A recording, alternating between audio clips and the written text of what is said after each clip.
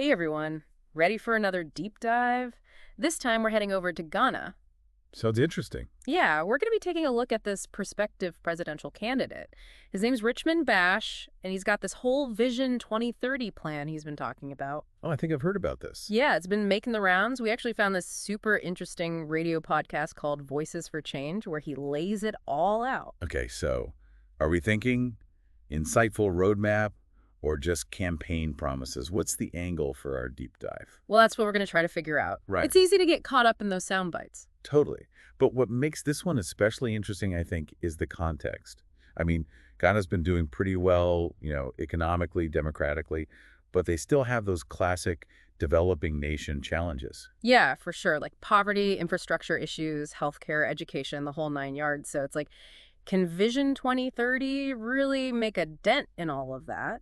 Or is it just, political hype? Exactly. And to really get into it, I think we need to quickly set the scene a little bit. Totally. So Ghana, it's a democracy, developing economy. We got that. But what are some of the specifics we should be keeping in mind? Right. So education. Ghana's actually done a decent job of getting more kids into school. Mm-hmm. But the quality, especially in rural areas, Yeah, that's a huge issue everywhere, it seems. it is. And access, too. Then Yeah. you've got agriculture, obviously super important in Ghana, but they struggle with low productivity and climate change is hitting them hard. Not an easy combination. Nope. And healthcare, another big one where access and affordability are major problems, especially outside the cities. Makes sense. And then there's energy. Ghana's trying with renewables, but they're still really dependent on fossil fuels. That's not great for the economy or the environment long term. All right, so we've got the lay of the land, kind of paints a picture of what they're dealing with. Right, so then comes Vision 2030. Bash breaks it down into these four pillars: education for all, sustainable agriculture, inclusive healthcare, and renewable energy development. Yeah. Good, right? Yeah, on paper at least. But like you said, are they achievable? And how do they all fit together? Well, and that's where the radio show gets really interesting. We've got Nana, he's a farmer, and Kwesi, a student, and they jump right in with some tough questions. They're not letting Bash get away with vague promises. Love it. Getting right to how this stuff impacts everyday people. Exactly. Okay, so let's jump into it. Pillar 1, education for all. Bash talks about investing big in schools, training teachers, especially in those rural areas we were talking about. But he also wants to make sure the curriculum is actually relevant to local needs. Okay, interesting. So we're not just talking about basic literacy here. Right. He's talking about technical skills, agricultural training, all alongside the usual academic stuff. Oh, I see where he's going with this. If education actually matches what the community needs, it's like a built-in workforce development program, right? Exactly. You'd have more skilled farmers, technicians, entrepreneurs, all contributing to the local economy. Makes a lot of sense. And Nana, the farmer, he's totally on board with this part. He thinks it's the key to getting young people back into agriculture. Make it a respected, modern profession, and maybe they'll stay instead of heading for the city. Yeah, that's a really important point. It's like, how do you break that cycle of rural flight? But I do wonder, What's that? well, what about those kids who want to leave, right? Or those who want different careers? Does this hyperlocal focus limit their opportunities? That's a good question. How do you balance that need for specific skills with, preparing them for the wider world? I guess that's something Bash would need to address. For sure. All right, on to pillar 2, sustainable agriculture. Bash is promising farmers all this cool stuff: modern tools, access to credit, training in those climate-smart techniques. Wait, back up a sec. Climate-smart techniques. Yeah, like, how to deal with unpredictable weather and all the other challenges climate change is throwing at them. Oh, right. So he's trying to modernize the whole sector, basically. Exactly. And he keeps saying he wants to make farming profitable again. This is what Nana really latches onto. If it's seen as a good way to make a living, that revitalizes the whole rural economy, maybe even attracts younger folks back. It's a nice idea, but the details matter, right? Like, what specific techniques is he talking about? Will they actually work in Ghana's different farming regions? And what about access to credit? Yeah, good point. Is it going to be easy for small farmers to get loans if they need them? Lots of questions there. Definitely. Okay, moving right along to inclusive healthcare, pillar number 3. This is where Kwesi, the student, really grills Bash. He's like, look, I'm struggling to pay for healthcare and education. What are you going to do about it? Yeah, that's a tough spot to be in. Right. And Bash's response is kind of three-pronged: more clinics, expanded health insurance, and get this, telemedicine. Telemedicine. Wow, that's ambitious. especially in rural areas. Imagine you could connect with a doctor in the city without traveling for hours. Right. But Internet access. Right. Exactly.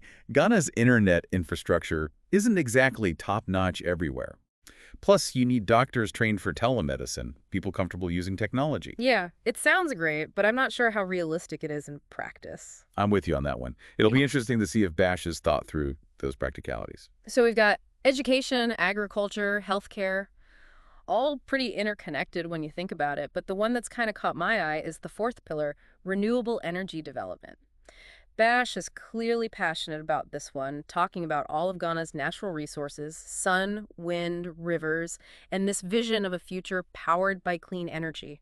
It's not just environmental, it's about energy independence, too. And think about how it ties into the other pillars. Oh, I see what you mean. Modern schools, hospitals, efficient farming, they all need reliable energy, right? And affordable energy, too. Bash seems to be saying, look, this is the foundation for everything else. Yeah, it's a pretty bold vision. But do you buy it? Could it actually work? Well, Ghana relies heavily on fossil fuels right now, so switching to renewables. It's a huge GE undertaking. It's going to take massive investment, technical expertise, and some tough political decisions. And don't forget about Nana and Kwesi. Oh, yeah. What do they think of all this? They're intrigued, but skeptical. Like, they've heard these big promises before, right? So they're both kind of like, show me the details. How are you going to actually make this happen? They're all about that execution. Rightfully so. Yeah. A vision's one thing, but turning it into reality, that's a whole other story. Yeah. And that's what we need to look at next, right? Exactly. Funding, corruption, building capacity, all the potential roadblocks. We've got a lot to unpack. We sure do. Okay, so roadblocks. I think we've got to start with the big one, right? Money. Oh, for sure. All these schools, hospitals, the renewable energy stuff, that's going to cost a fortune. Exactly. Bash talks about getting foreign investment, which it could be helpful, obviously, but it can also be kind of risky. Yeah, debt traps and all that. Plus, you want to make sure the money actually benefits Ghanaians, not just ends up in some foreign corporation's pocket. Right, exactly. He also talks about boosting domestic revenue, which, well, that could mean higher taxes, which is never popular. Or maybe cracking down on tax evasion, which means dealing with corruption. Ooh, yeah, corruption. That's a whole other can of worms. Totally. If you want foreign investors to trust you, if you want your own people to buy into this vision, transparency and accountability are key. Think about it from Nana and Kwesi's perspective. They've probably seen firsthand how corruption can just derail everything. Oh, absolutely. They need to see that Bash is serious about tackling this. So what's he proposing? Well, he mentions setting up these independent oversight committees, strengthening anti-corruption agencies. Sounds good on paper, but the real test is whether those institutions actually have the power to do their job, you know. Yeah, will they actually be independent? That's the key. Totally. Okay, so we've got funding, we've got corruption. What about just the ability to get things done? Like, even with the money and the good intentions, can Ghana's institutions actually handle all this? Capacity building. That's huge. Right. Do they have the skilled workers, the systems, the know-how to manage these massive projects? And this is where that whole education piece comes back in, right? Yeah. Bash is all about equipping Ghanaians with 21st century skills. Yeah, but it's got to be more than just technical skills. Well, absolutely. You need people who can lead, who can manage projects, who can navigate bureaucracy. People who can solve problems, come up with innovative solutions, think outside the box. Right. You need that culture of like can-do attitude, both in the government and among everyday people. And I guess, even with all the best planning in the world, there are always those external factors that could throw a wrench in things. Climate change, global commodity prices, political instability in the region. So true. You can't control everything. Vision 2030 needs to be adaptable, able to adjust to whatever comes its way. Okay, so we've laid out some pretty hefty roadblocks here. But let's flip it for a second. Let's say, hypothetically, everything goes right. What does a successful Vision 2030 actually look like for Ghana? Well, think about it. 2030 rolls around, poverty rates have dropped significantly, more kids are getting a good education, so you've got a more skilled workforce, people have better access to healthcare, so communities are healthier, and reliable, affordable energy is powering homes, businesses, everything. Okay, that's the big picture, but what about on the ground? What would it mean for Nana, for Kwesi? What would their lives be like? Let's see. For Nana, maybe he finally has access to irrigation, so his crops aren't so vulnerable to drought. He's using modern farming techniques, so his yields are up, he's making more money, his kids are going to a great school, learning skills that'll help them succeed, whether they stay in agriculture or do something else. I love it. And Kwesi. Kwesi's going to university without stressing about medical bills. Maybe there's a new clinic in his village, or he could see a specialist in the city through telemedicine.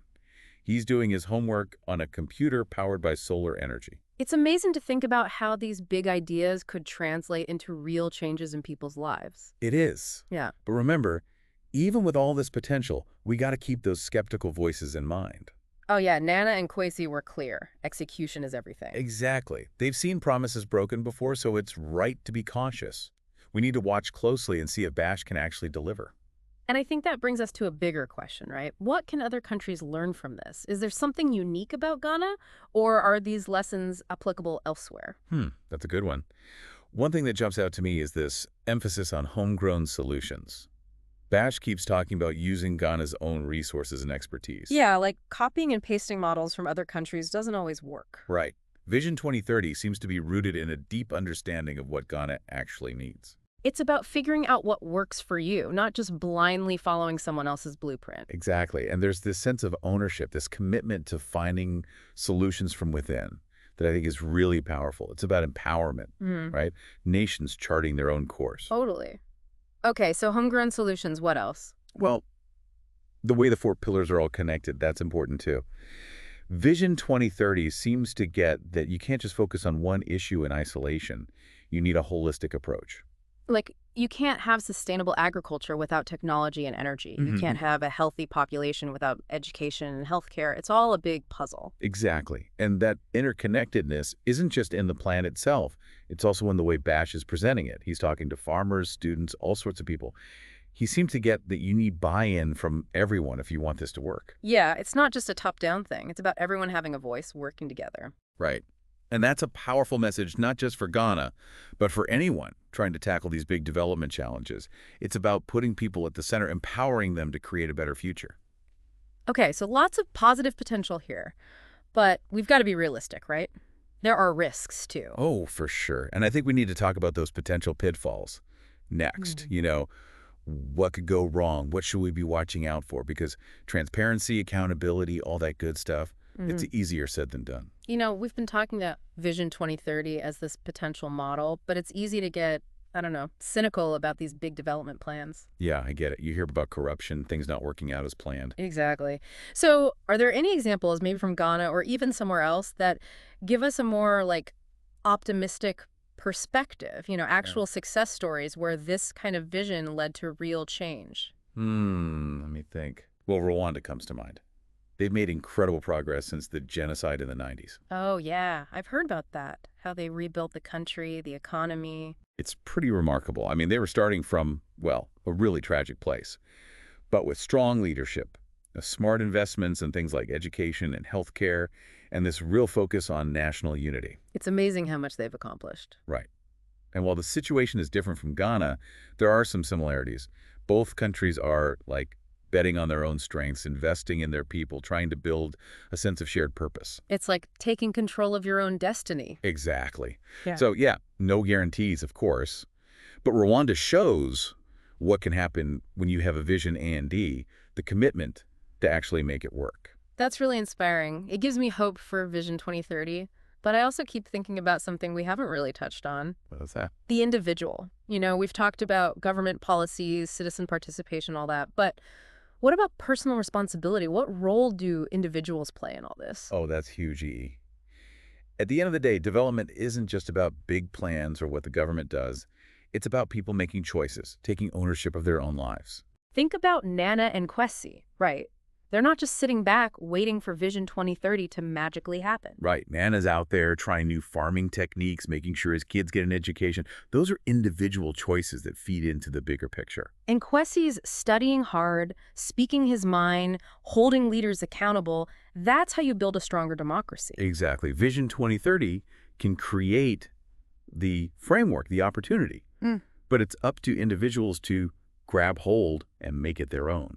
It's like the government can set the table, but people have to choose to sit down and eat, right? Love that analogy. And that's what's so powerful about development. It's about unlocking human potential, giving people the tools and the chance to build a better life for themselves and indeed their communities. It's a reminder that these big plans only work if people believe in them, if they're willing to put in the effort. Couldn't agree more. And that brings us back to our listener. Yeah. What do you think? What stood out to you in all of this? What did you learn? And more importantly, how can you take these ideas and do something with them? Maybe in your own life, your community, whatever's important to you. Because this isn't just about Ghana. These principles, they apply everywhere. So keep learning, stay curious, and don't be afraid to use your voice to make a difference. Whether you're in Africa, in America, wherever, we're all part of this journey trying to create a better world. And we hope this deep dive has given you some food for thought, some inspiration to, well, dream bigger and maybe even take some action. Thanks for joining us, everyone. We'll see you next time. See you next time.